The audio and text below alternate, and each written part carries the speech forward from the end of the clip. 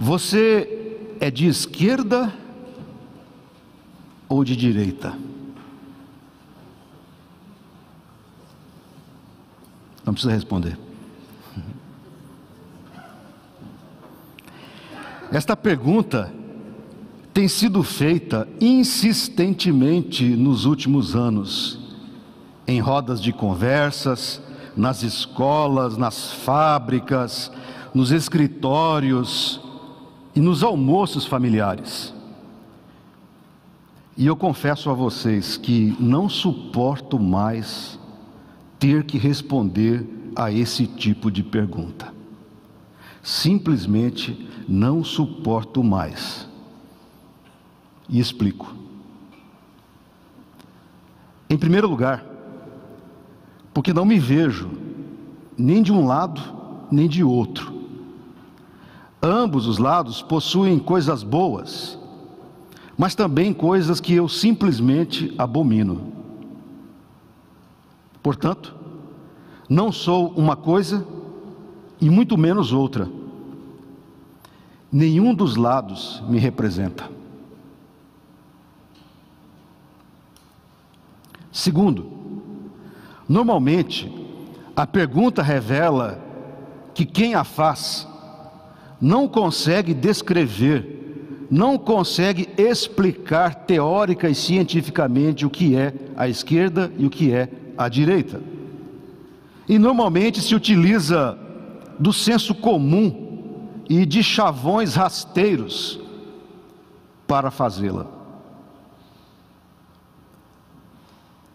Em terceiro lugar, não suporto mais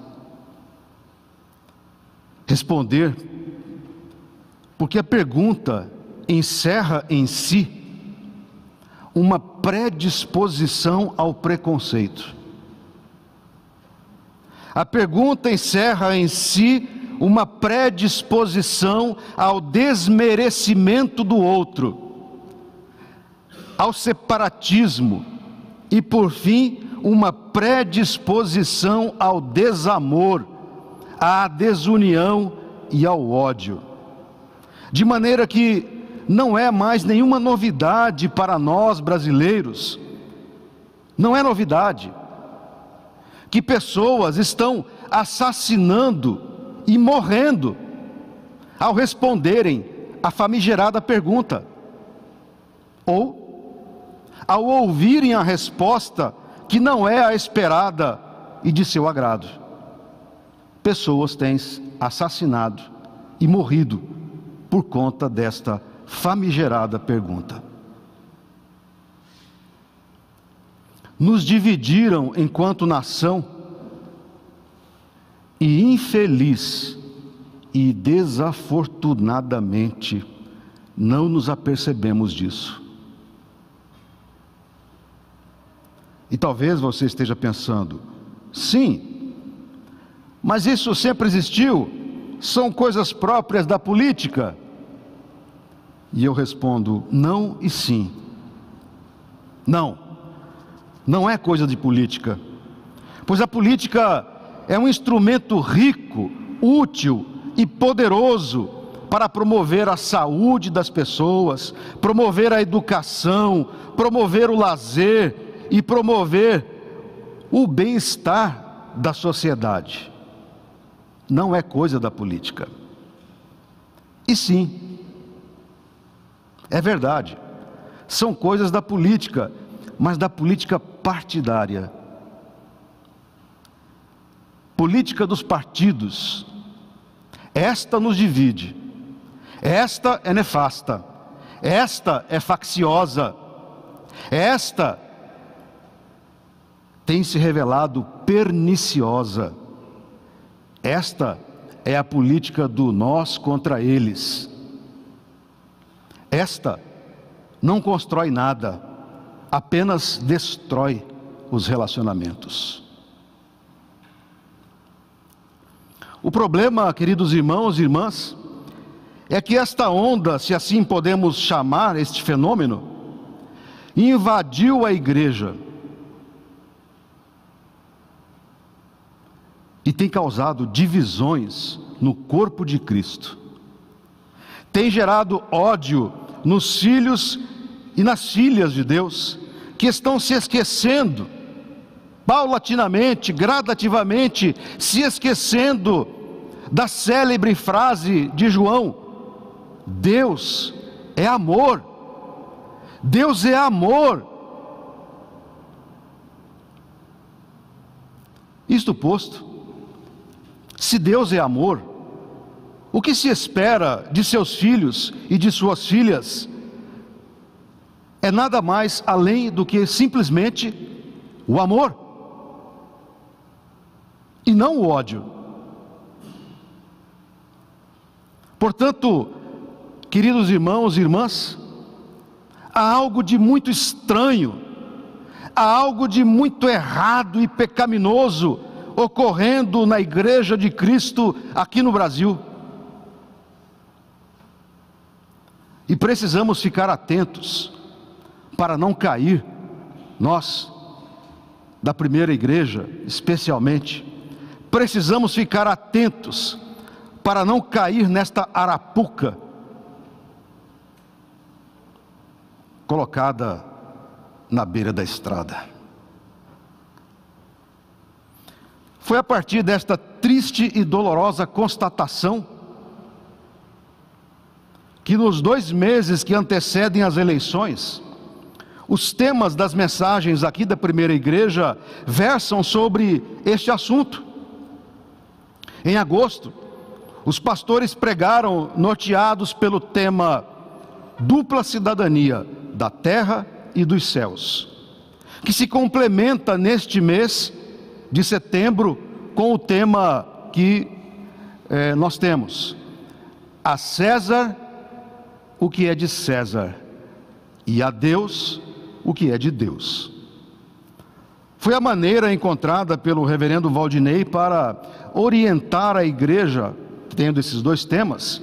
Foi a maneira encontrada por ele para orientar a igreja à luz das Escrituras, a como se portar, como se conduzir em meio a esta onda pecadora, profana e mundana de polarização, que joga irmão contra irmão, irmã contra irmã, que divide famílias e destrói amizades.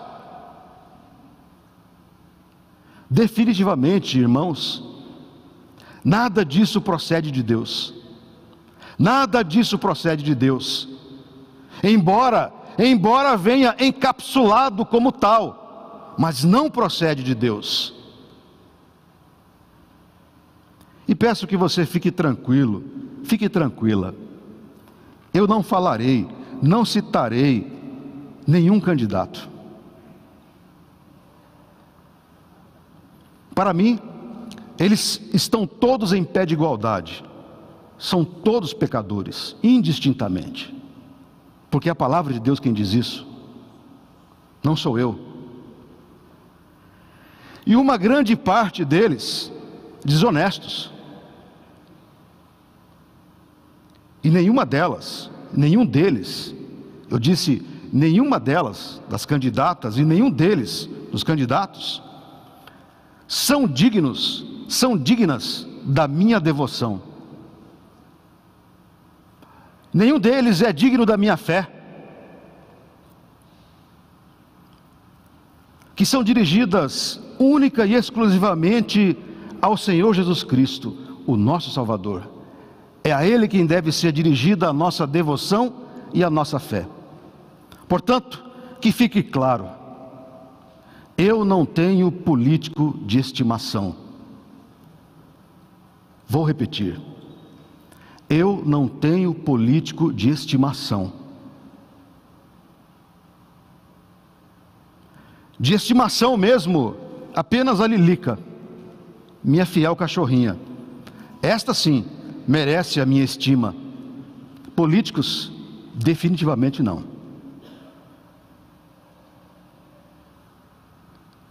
Diante desta situação descrita, convido você, querido irmão, querida irmã, a pensar comigo sobre esta situação tão triste que nos encontramos enquanto nação, e à luz das Escrituras encontrarmos caminhos, atitudes que dignifiquem o nosso Deus e que dão testemunhos de que somos filhos e filhas de Deus, de um Deus que ama todos, que ama todas. Faremos isso no texto lido agora há pouco, Mateus 22, versículos 15 ao 22, lido no início desta mensagem, e que no verso 21, na fala de Jesus, encerra em si o tema deste mês: dai, pois, a César o que é de César, e a Deus o que é de Deus. Afinal, por que foi mesmo que Jesus disse isso? Para entendermos, é preciso antes esclarecer em detalhes o que estava oculto, o que estava nas entrelinhas daquela cena com Jesus Cristo. E numa tentativa de melhor compreensão do que estava nos escaninhos desta cena bíblica, permita-me contar uma pequena história a você nesta hora. Uma historieta. Conta-se que numa vila da Grécia antiga vivia um sábio, famoso por ter sempre a resposta correta para todas as perguntas que fossem feitas a ele. Sábios são assim. Um dia, um jovem, achando-se muito esperto, conversando com um amigo, disse: eu acho que eu sei como enganar o sábio. Vou pegar um passarinho, daqueles bem pequenininhos, e o levarei na minha mão, até a presença do sábio. Então, perguntarei a ele se o passarinho está vivo ou morto. Se ele disser que está vivo, aperto o passarinho e ele morre. Se ele disser que o passarinho está morto, eu solto o passarinho. A estratégia do rapaz era perfeita. Não havia como o sábio responder corretamente. Se respondesse vivo, o rapaz matava o passarinho. Se dissesse morto, o rapaz soltava o passarinho e este voaria, provando que estava vivo. Não tinha saída o sábio, pensou o rapaz. Assim, o jovem chegou perto do sábio e fez a pergunta: sábio, o passarinho em minha mão está vivo ou morto? O sábio que era, olhou para o rapaz e disse: meu jovem, a resposta está nas tuas mãos. A resposta depende de você. Foi algo muito parecido que aconteceu com Jesus na cena bíblica que nós acabamos de ler. Foi algo muito parecido. O mais importante nessa narrativa é que não podemos nos esquecer que Israel estava sob o domínio do Império Romano. Esta era a cena e o contexto. E na condição de vassalos, os cidadãos israelenses tinham que pagar imposto ao Império Romano, opressor. Até aqui, tudo certo. Vassalos pagam impostos mesmo. O problema é que em Israel, havia grupos que em assuntos políticos pensavam diferente. Não havia uma unanimidade, como qualquer sociedade. Os fariseus achavam uma blasfêmia pagar imposto ao Império Romano opressor, ou seja, pagar imposto a César. E os herodianos, como o nome já os denuncia, eram afeitos a Herodes Antipas, aliado de Roma. E se fosse sindicalista, seria chamado de pelego.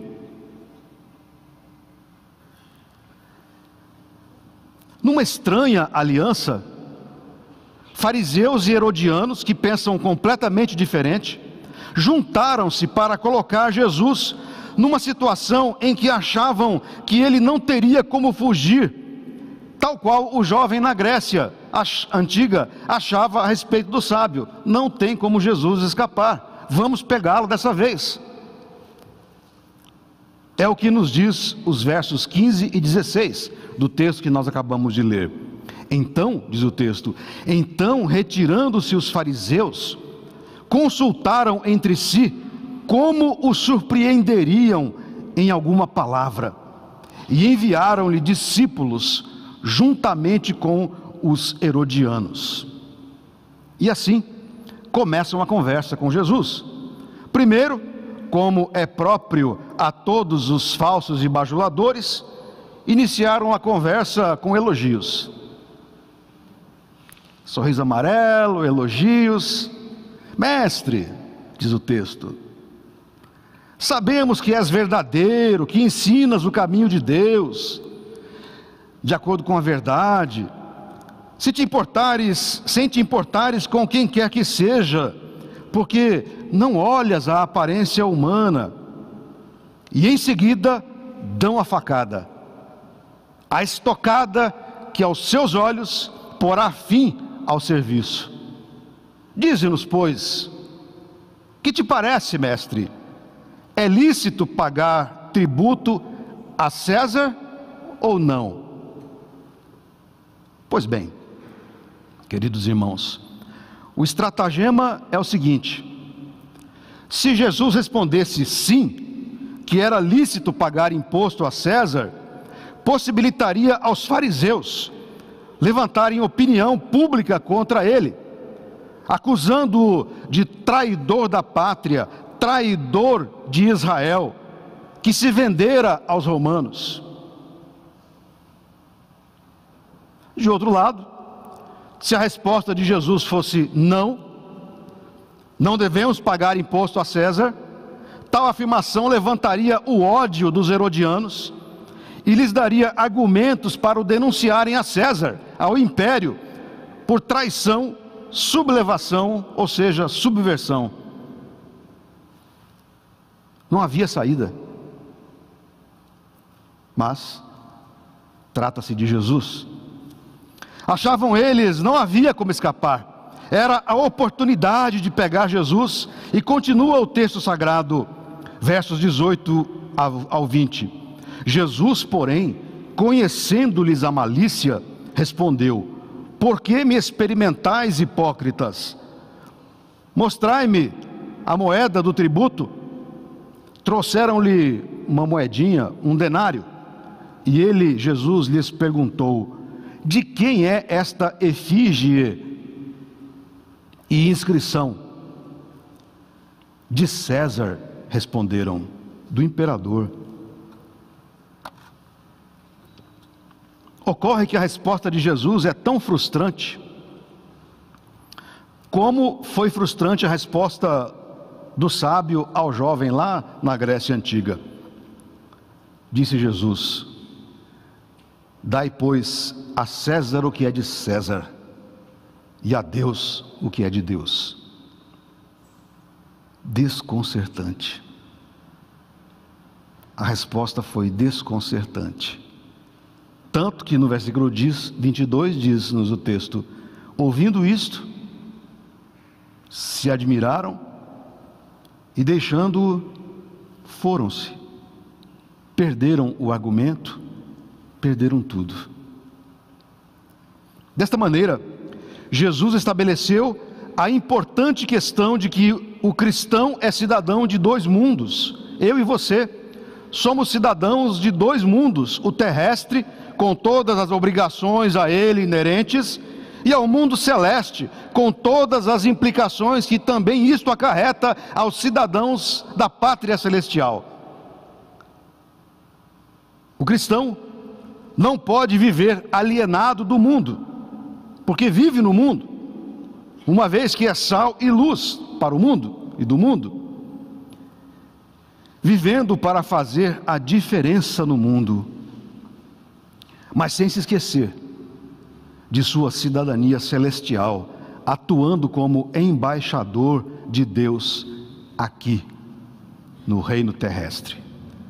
Eu e você somos cidadãos daqui e do céu.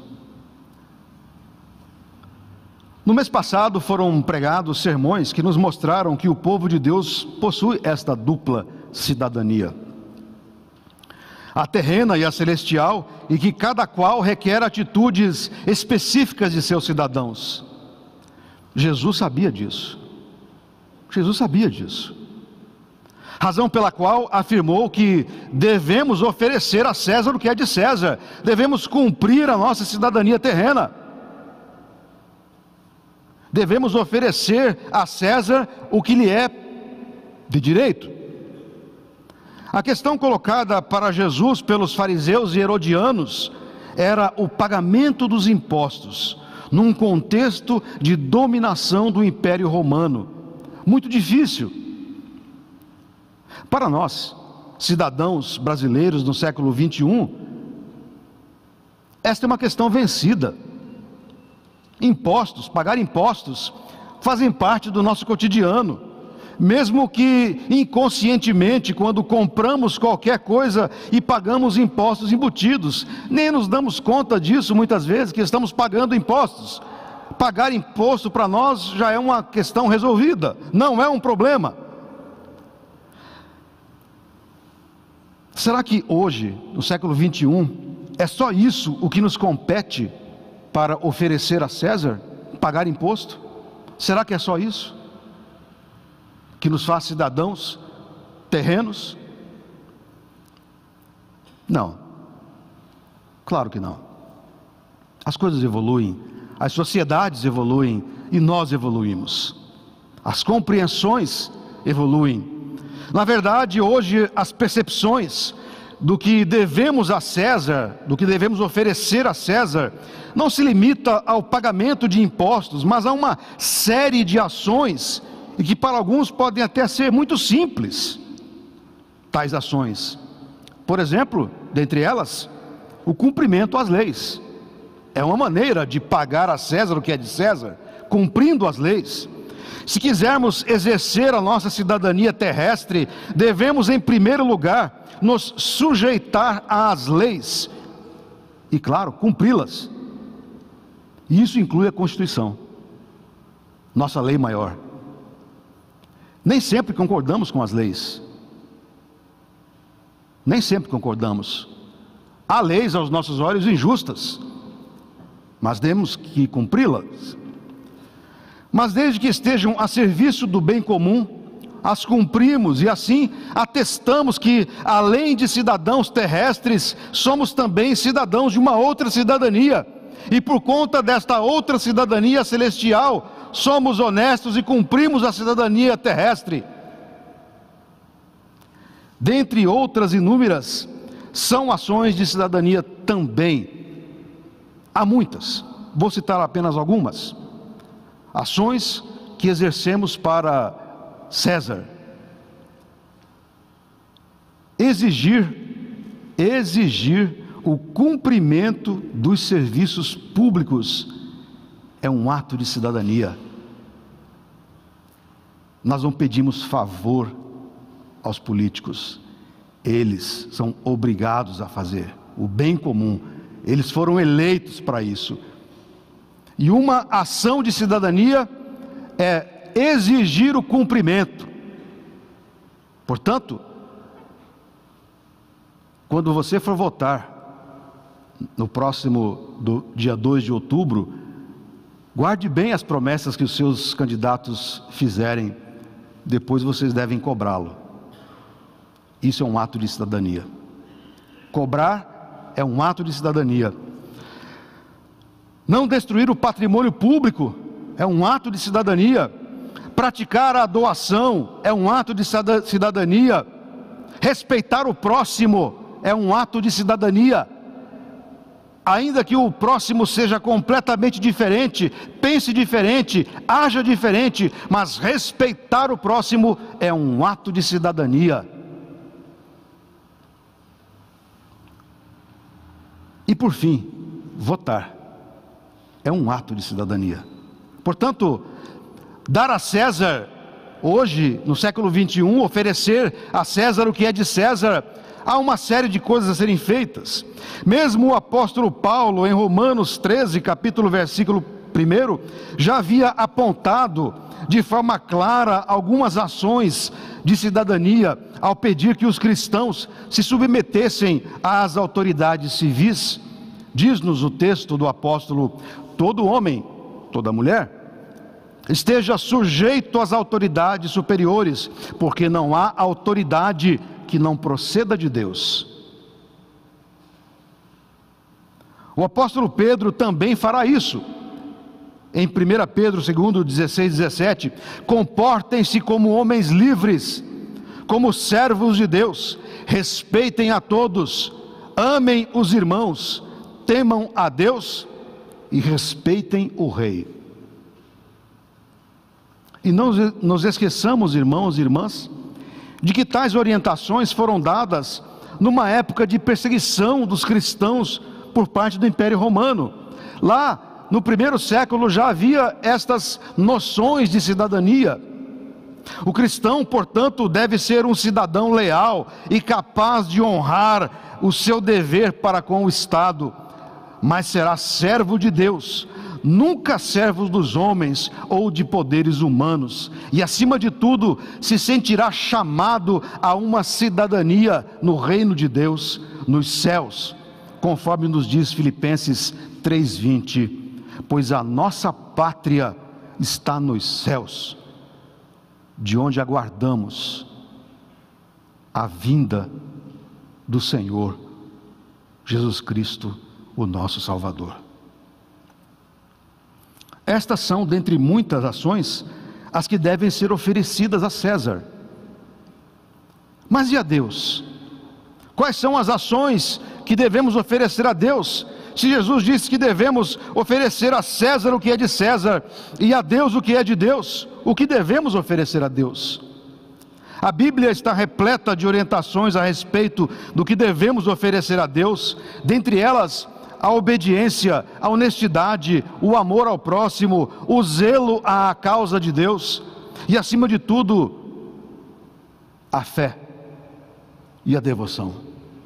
Fé e devoção devem ser oferecidas a Deus o que é de Deus.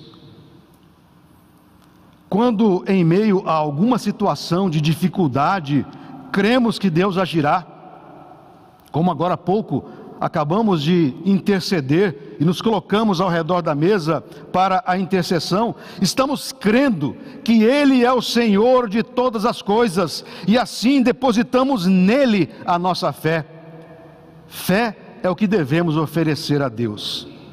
Este culto com toda a sua liturgia, com todos os hinos, orações e leituras, são uma parte daquilo que devemos oferecer a Deus, o nosso culto. Quando nos apresentamos neste altar para entregar a nossa vida em petição e intercessão, é o que devemos oferecer a Deus. Confiamos que Ele trará cura, que Ele nos abençoará.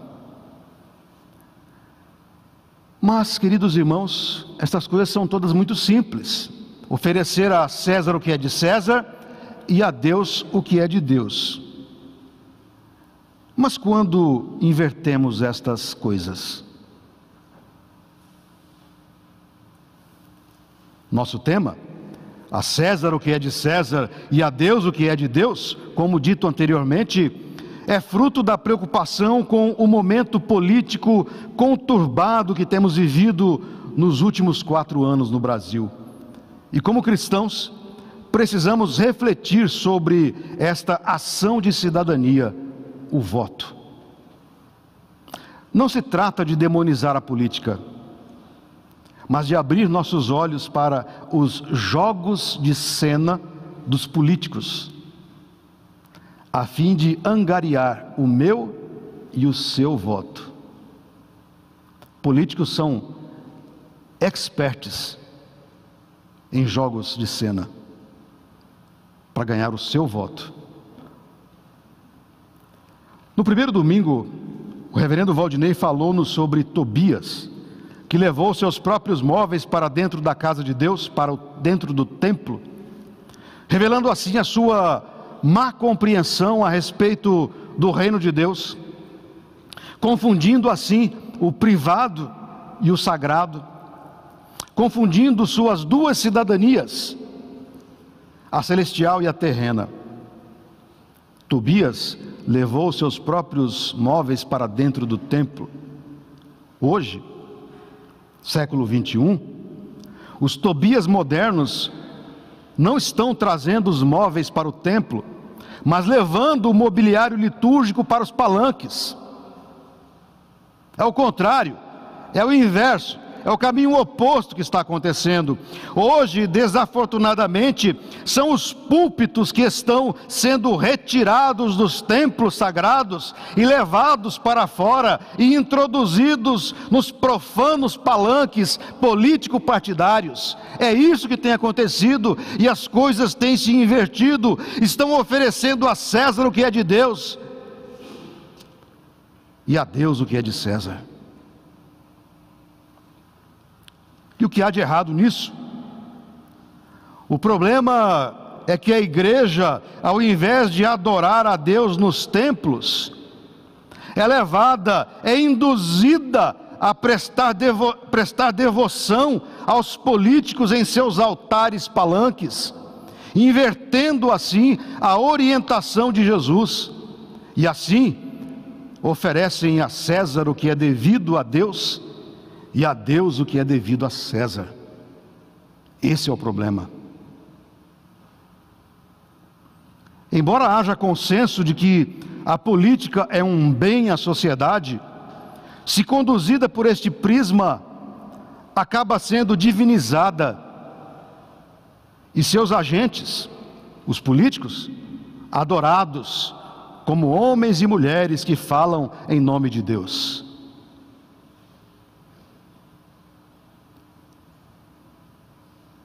Uma grande heresia, encapsulada de sagrada. E se falam em nome de Deus, tem sua bênção. E se tem a bênção de Deus, logo devemos oferecer-lhes não apenas o nosso voto, mas também a nossa devoção e crença irrestritas. É assim que se é construída a idolatria a César. Dito de outro modo, o nome de Deus está sendo usado em vão. Saiba, querido irmão, querida irmã, não há nada de santo, não há nada de puro, não há nada de bíblico, quando políticos, sejam eles de que matizes ideológicas forem, usam o nome de Deus para tentar ganhar o seu voto. É impressionante como nos períodos de campanha, os políticos se devotam a Deus, começam a visitar os templos, é uma coisa impressionante. Saiba, não há nada de santo nisso, não há nada de puro nisso. Quando assim agem, tais políticos estão tentando oferecer a Deus o que é de César, e a César o que é de Deus, e políticos são hábeis em tais manobras. E nós, eu e você, povo de Deus, não podemos nos deixar levar por essa patuscada.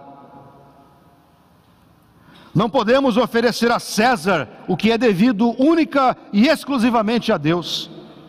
Ou seja, como cidadãos terrenos devemos exercer a nossa cidadania votando, sim.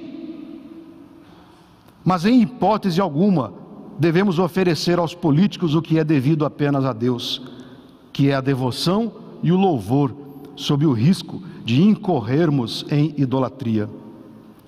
O risco não é em quem nós votamos, mas a quem nós nos devotamos, pois é o que é quando defendemos um político com unhas e dentes, a ponto de nos afastar das pessoas que amamos.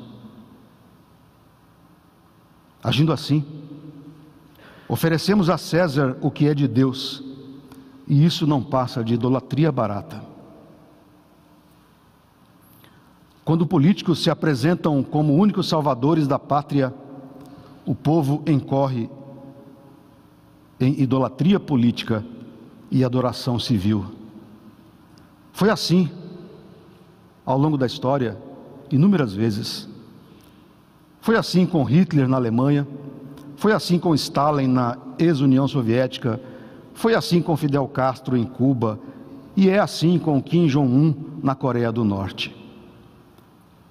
Nós somos cidadãos do Reino Celeste e precisamos entregar a Deus o que é de Deus. Concluo. Querido irmão, querida irmã, estamos a exatos 14 dias das eleições. A resposta de Jesus aos fariseus e herodianos tem ecoado ao longo da história e chega até mim, chega até você. A palavra de Jesus, a resposta de Jesus chega até nós. Dai, pois, a César o que é de César, e a Deus o que é de Deus. A orientação de Jesus é mais atual do que nunca. Passou por todos os reinos e por toda a história humana e chega até o seu coração nesta manhã, chega até o seu ouvido nesta manhã. Dai, pois, a César o que é de César. Façamos isso. Façamos isso. Exerça o seu voto. Vote. Vote com alegria. Vote com o desejo de melhorar a sociedade. Ofereça a César o que é de César. Vote. Mas ofereça a Deus o que é de Deus, que é a devoção e a fé. Não inverta as coisas. Não ofereça a César aquilo que é de Deus. E se você em algum momento sentiu-se tentado a fazer isso, peça perdão e continue oferecendo a Deus o que é de Deus. A sua fé, a sua esperança, a sua devoção, pois Ele é o único que é digno de receber toda adoração. Em contrapartida, você é chamada nesta manhã a exercer a sua cidadania terrestre e oferecer a César o que é de César, o voto. Exerça o seu direito. Mais que as propostas, avalie a vida pregressa dos candidatos e das candidatas. Veja se possuem um histórico de envolvimento com questões relevantes para a sociedade. E não se esqueça, políticos são apenas políticos e jamais podem tomar o lugar de Deus em nossa vida. Políticos são apenas políticos. Seja o candidato da esquerda, do centro, da direita, de cima, de baixo, ofereça-lhe o seu voto, mas jamais a sua devoção. E acima de tudo, ofereça a Deus o que é de Deus. Tenha fé que o mundo, e mais especificamente o Brasil, são propriedades de Deus. Ele é o soberano sobre as nações. Os homens e mulheres políticos são apenas agentes para isso. Apenas possuem o mandato dado por Deus para exercer o governo terrestre. E todos eles, todas elas, políticos, políticas, se prostrarão aos pés do Senhor e lhes renderão o louvor devido. Filipenses capítulo 2, concluo esta meditação.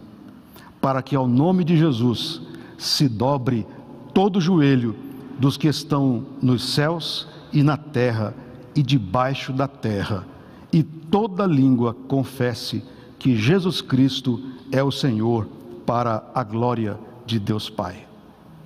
A Deus, pois, toda a glória. Que Deus nos abençoe. Amém.